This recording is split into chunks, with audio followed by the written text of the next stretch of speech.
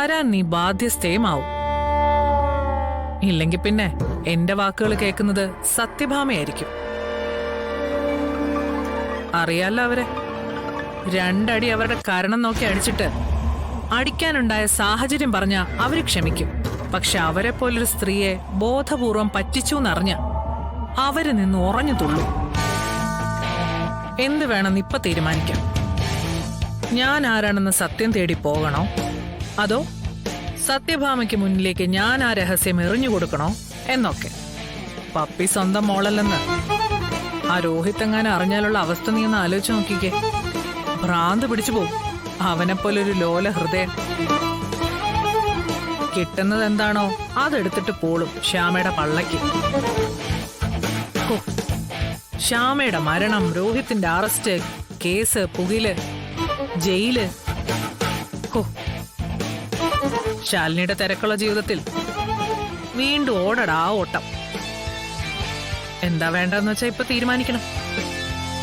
എനിക്കാണെങ്കിൽ പോയിട്ട് ഒരുപാട് കാര്യങ്ങളുള്ളതാ. പണം ഞാൻ തരാം, അത് നിന്നെ വിശ്വസിച്ചുകൊണ്ട്.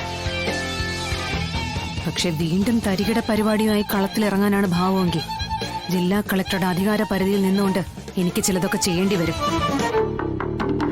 അതൊരു പക്ഷേ നിനക്ക് താങ്ങാൻ കഴിഞ്ഞെന്ന് വരില്ല. ചെയ്യില്ല നീ. നിന്നെ കൊണ്ട് ചെയ്യാൻ കഴിയില്ല. 10 ചോദിച്ചെടുത്ത് ഞാൻ 50 ചോദിച്ചാലും കൊണ്ട് തരും നീ. കയ്യിലില്ലെങ്കിൽ 10 പേരോട് തെണ്ടിയിട്ടായാലും നീ കൊണ്ടുവരും. കാരണം നിന്റെ കൂടെ പിറപ്പുകളോട് നിനക്ക് വലിയ മതിപ്പാ. അവർക്കൊരാപത്ത് വരുന്നത്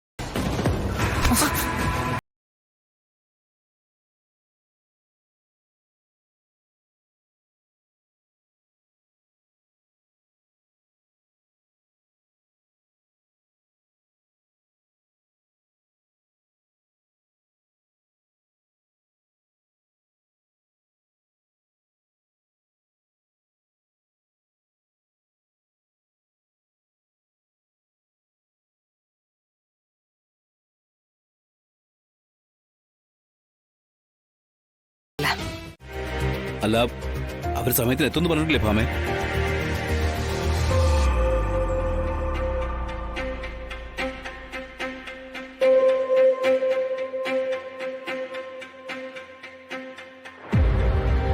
ഞാൻ ഓർത്തില്ല ഇത്രയും ആർഭാടമായിട്ട് നമ്മുടെ വെഡിങ് ആനിവേഴ്സറി ആഘോഷിക്കുന്ന. എല്ലാ സത്യമ്മയുടെ ഏർപ്പാടല്ലേ. നമ്മൾ ഊഹിക്കുന്നത് ഒന്നുമല്ല സത്യമ്മ ചിന്തിക്കുന്നത്. എന്തെല്ലാമോ കണക്കൂട്ടലുകളൊക്കെ സത്യമ്മ നടത്തിയിട്ടുണ്ട്. ഇതൊന്നും അല്ല എന്നെ സന്തോഷിപ്പിക്കുന്നത് രോഹിത്തെ. എന്റെ കുഞ്ഞീച്ചയെ കൂടി ഈ സന്തോഷത്തില് സത്യമ്മ പങ്കെടുപ്പിക്കുന്നുണ്ടല്ലോ. അതെന്നെ സംബന്ധിച്ച് വളരെ വലിയൊരു കാര്യ. അല്ല, അതാ ഞാൻ പറഞ്ഞത്, സത്യമ്മയ്ക്ക് എന്തൊക്കെയോ കണക്കൂട്ടലുകളൊക്കെ ഉണ്ടെന്ന്. ഇതോടുകൂടി എല്ലാ വഴക്കും മറന്ന് എല്ലാരും ഒന്നിച്ച് ഈ വീട്ടിൽ തന്നെ താമസിച്ചാ മതിയായിരുന്നു. ശരിയാ, അത് തന്നെയായിരിക്കും സത്യമ്മയുടെ ലക്ഷ്യവും. അല്ലെങ്കിൽ പിന്നെ കഴിഞ്ഞ വർഷമൊന്നും നമ്മുടെ വെഡിങ് ആനിവേഴ്സറി ആഘോഷിച്ചിരുന്നില്ലല്ലോ.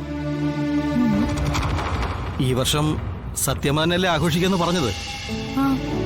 ആ, അതാ ഞാൻ പറഞ്ഞത്, എന്തൊക്കെയോ കണക്കൂട്ടലുകൾ സത്യമ്മ നടത്തിയിട്ടുണ്ട്. പൊന്നി ചേച്ചി, എന്താ കുഞ്ഞ്? പപ്പി മോൾ എവിടെ? പപ്പിയ സംസാരിക്കുന്ന പാവയായിട്ട് നടക്കുന്നുണ്ടായിരുന്നു. അല്ല, നിങ്ങൾ ഇവിടെ നിൽക്കുകയാണോ? എല്ലാവരും അവിടെ ശാലിനി കുഞ്ഞ് വരുന്നതും കാത്ത് നിൽക്കുക എതിരേൽക്കാനായിട്ട്. അല്ല, സത്യമ്മയുണ്ടോ? സത്യാമ്മയാ മുന്നിൽ നിൽക്കുന്നത്. ആകെ അതിശയായിരിക്കുക സത്യാമ്മയുടെ കാര്യത്തില്. ഇത്രയും നാളും ശാലിനി കുഞ്ഞെന്ന് കേട്ട കടിച്ചു കീറാൻ വരുന്ന ആളാ. ഇന്നിപ്പോ വരുന്നതും കാത്ത് വാതൊക്കെ നിൽക്കുന്നു.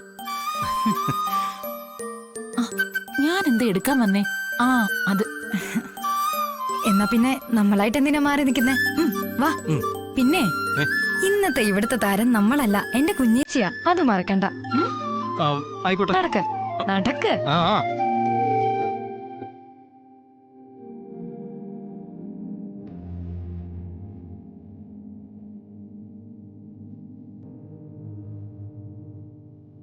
അല്ല, ഇതെന്താ എല്ലാരും ഇവിടെ ഇങ്ങനെ നിൽക്കുന്നേ? അതെ, ശാലിനി ഇപ്പൊ നിന്റെ കുഞ്ഞേച്ചി മാത്രമല്ല, ഈ ജില്ല ഭരിക്കുന്ന ജില്ലാ കളക്ടറും കൂടിയാ. അവളെ വെറുതെ വന്നു കയറേണ്ട ഒരു പെണ്ണല്ല. അതുകൊണ്ട് നമ്മൾ അതിൻ്റെതായ രീതിയിൽ ശാലിനിയെ സ്വീകരിക്കണം. കുറച്ച് വൈകിയാണെങ്കിലും മര്യാദകളൊക്കെ ഭാമ പഠിച്ചു തുടങ്ങി. എല്ലാം എനിക്കറിയാം.